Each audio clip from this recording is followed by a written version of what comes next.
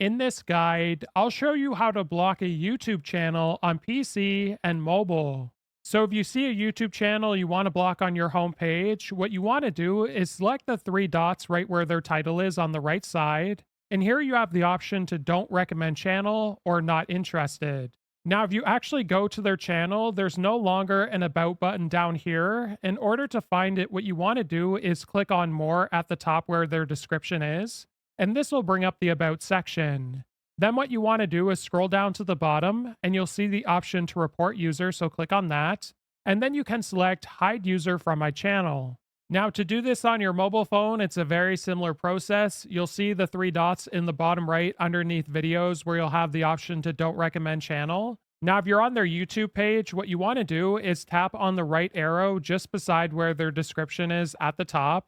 And now you want to select the three dots in the top right corner. And here you'll have the option to hide the user from your channel at the bottom. If this guide was helpful, like and subscribe, and we'll see you in the next one.